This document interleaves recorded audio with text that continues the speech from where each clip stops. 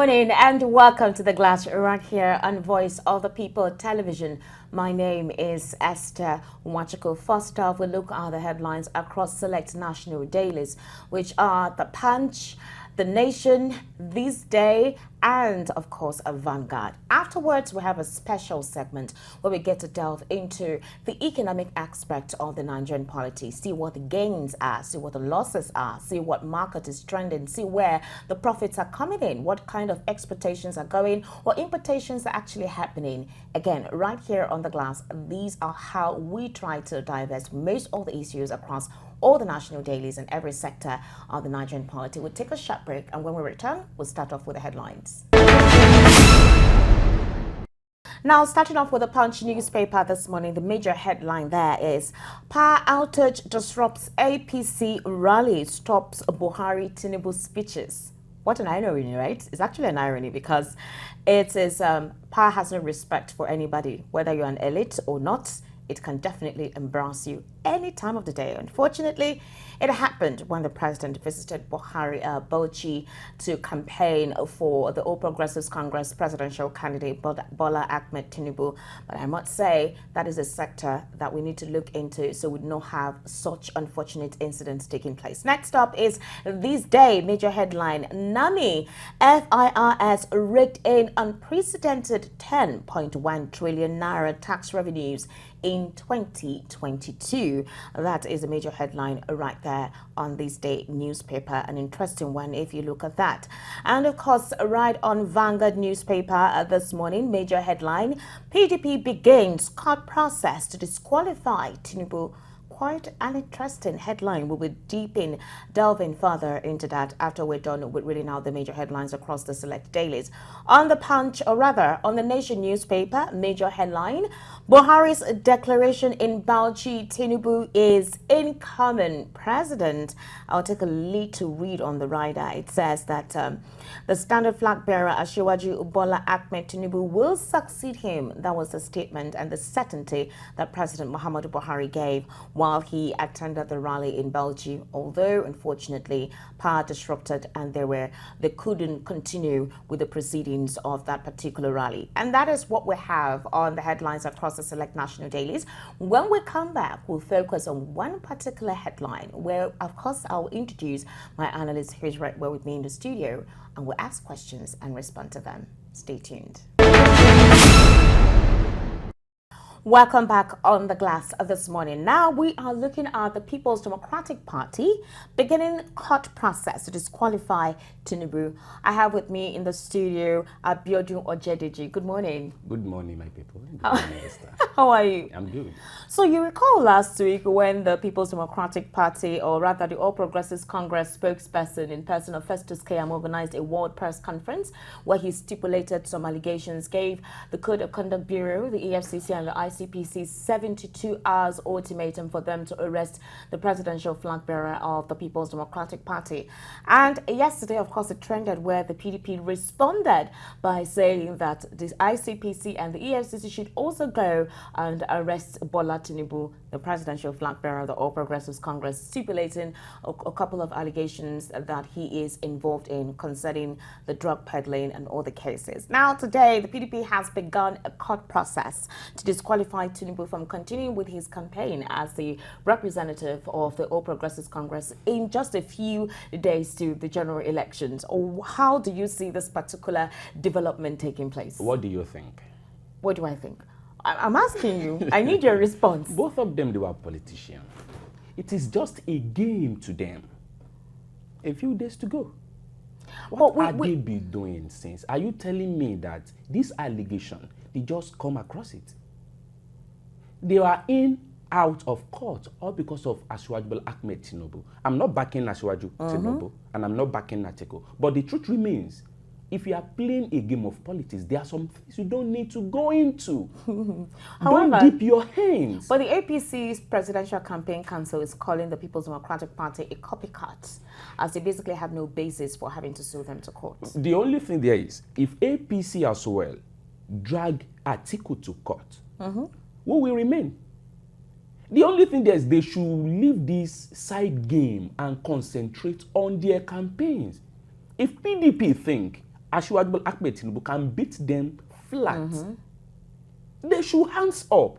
But let's try to be objective in talking about the situation. We have presidential candidates of political parties who seem to have some, what I call it, dark smudge on their person. Is there any evidence to that? No, I'm just saying, should they actually be eligible to contest for that kind of sensitive position? Okay, you are asking me now as a Nigerian. The only thing I say there is Atiku, Asiwaju Bola Ahmed Tinubu. I don't expect any of them to be doing what they were doing right away. I don't expect them. They were image makers. At least they've trained politicians, young lads. They have discovered many people. Why can't both of them sit back, allow these young lads you've trained?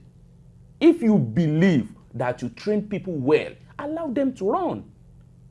Sit back. Be a good father and good advisor to them. You advise them on what to do. This is how to run politics. Not that you be running around with your old age. It's a big slap on Nigerians for our old politicians like them. They still want to remain relevant till 150 years or what? You know, if you compare the way politics is being run in this part of the world as to, with our international counterparts, especially in the Western world, one would actually, would I say, be confused. Like you rightly stipulated at this moment, where these are kingmakers, they've made persons, they've polished persons, and they've been able to set up the toll for those persons to follow. Unfortunately, do you think it's all about selfish interest and not about serving the people as they claim to do now? Let me tell you, Asiwaju Bola Ahmed Tinubu, Atiku Abubakar, both of you are not ready to serve this country. You're just ready to demorage this country. You've done a lot. Asiwaju Ahmed Tinubu, you are a senator, a governor. Atiku Abubakar, he's a business vice president, a businessman, and you served government. So what else do you guys want? During Obasanjo's regime, there is somebody I can never forget. He's a very young lad, Frank Nweke Jr. I can never forget. Former Minister of Information. Yes. Obasanjo discovered him. Who did all these guys discover that they can put forward that go and represent us? Go and say us well. Let Nigerians say that we produce. Some of them, if you produce somebody, you want somebody to do well in politics, at the end of the day, you still become a thorn in their flesh by demanding for what they cannot give. So, for that reason, you don't want anybody to go there to represent you. You want to represent yourself. You are not doing Nigerian any favor. That is the truth. Atiku Abubakar, Asiwaju Bola Ahmed Tinubu, whosoever they are not doing us any good. We don't need them again. They were not moving with the world. They are dragging this nation backward. We need people with, understand. But considering the complex nature of Nigeria, some persons would admit that we need persons who are already experienced when it comes to handling politics, when it comes to having to understand how the sectors of the Nigerian Esther, are you telling me these people, they have experienced the coming generation? No, they have experience, past experience. We are not talking about coming generation. No, they didn't have experience of what is coming to us. They had experience of what we've had. You understand? The experience they got is of what we had, not what we are expecting. Please stop telling us you've done this. What you've done, we've seen it. Let others come and do what we've never seen. Forget about all this.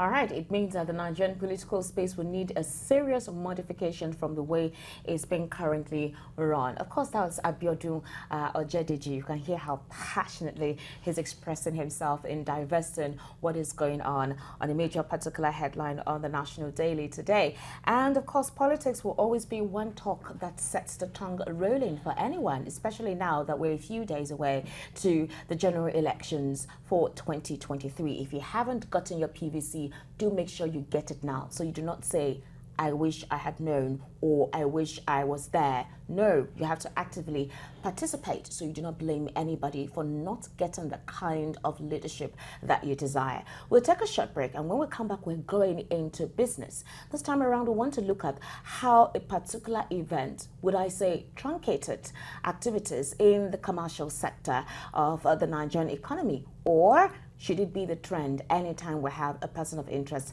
visiting, one of the commercial net centers in West Africa? We'll be right back. Welcome back. Now, in this segment, what do? We pick up several sectors that are worth discussing. On the glass, we try to reflect and mirror all of these potent issues that makes up the Nigerian society as a whole. The idea is to help you understand better the nitty-gritty in every segment of the Nigerian polity. So, yesterday, about 65 million naira was lost as the Nigerian Port Authority shuts Lagos Port over President Muhammadu Buhari's visit. I'll take a little read on that, and then, of course, Abiodun Ojediji will have to expatiate it further so we know what we're talking about right here. Now, this is what it says. An estimated 65 million naira was yesterday lost as cargoes got trapped at the Lagos port following the Nigerian Ports Authority total closure of the facility and the restriction of access to port users over President Muhammadu Buhari's visit.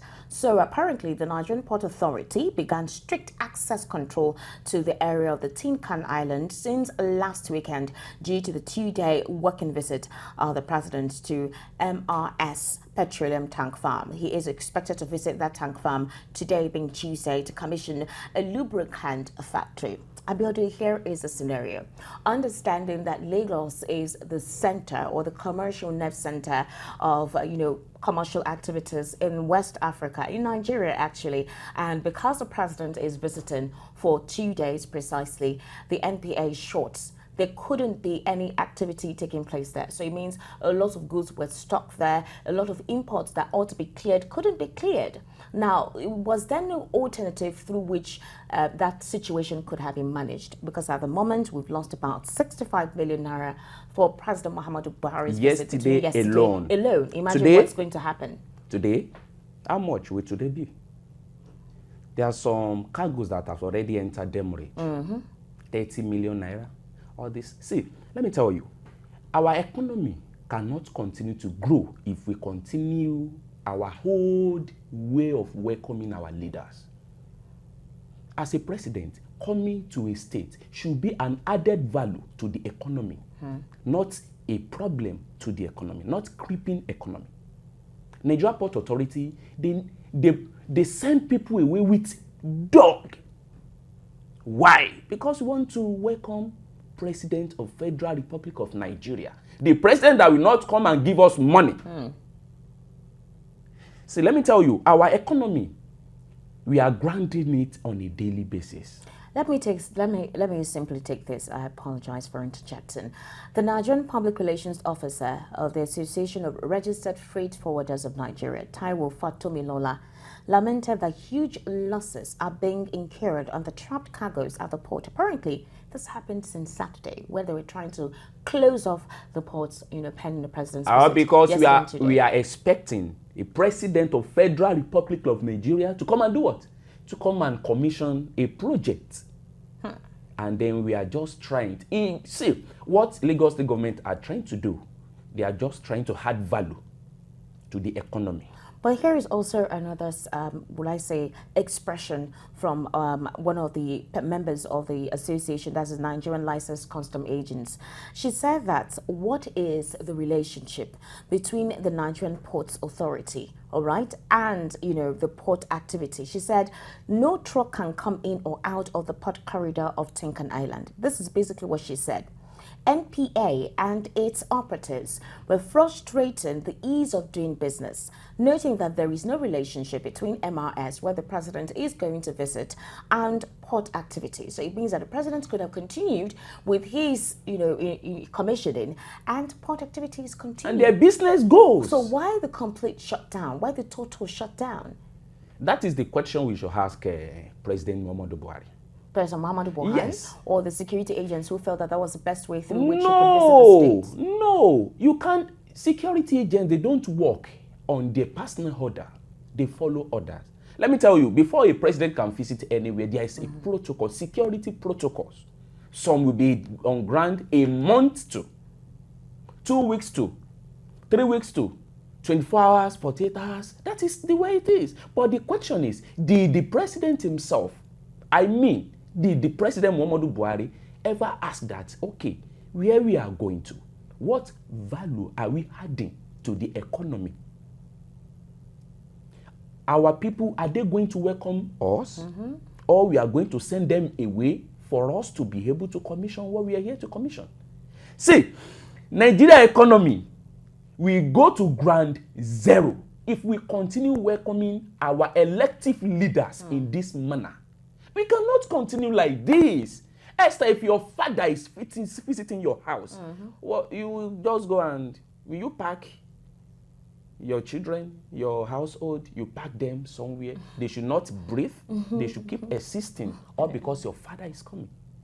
It should be a thing of joy that a father is visiting his children. True. So it should be an added advantage to the economy. At that particular, people that they are unable to enjoy that at Papa Road, they should be able to enjoy that. Mr. President is around, so the road is free. It's free. But instead, you close it up. You close it up, people cannot see. Our economy will continue to move backward if we continue this way.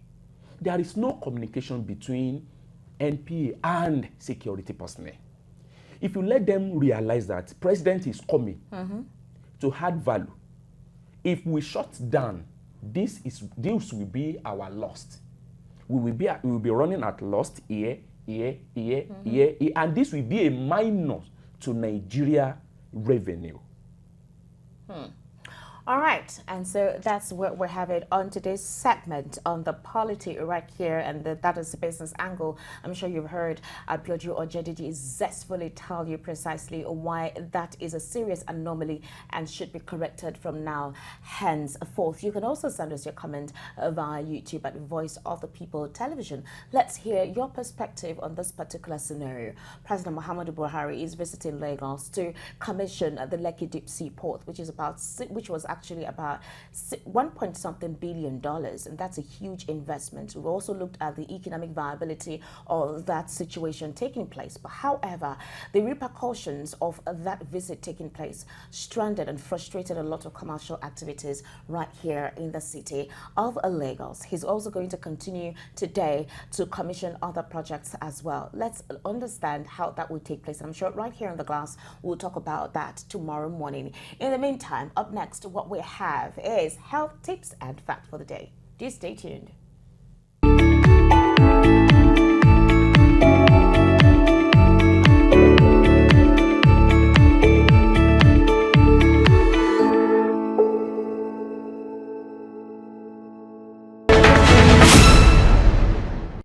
And that is a wrap on this segment on The Glass on Voice of the People Television. My name is Esther Nwachukwu, and of course, my analyst that you heard earlier, Abiodun Ojediji. Remember to always send your comments on YouTube. We'd like to interact with you. Let's know precisely what your opinions or thoughts or recommendations are on most of the issues that we discussed on The Glass. See you tomorrow and have a fantastic day.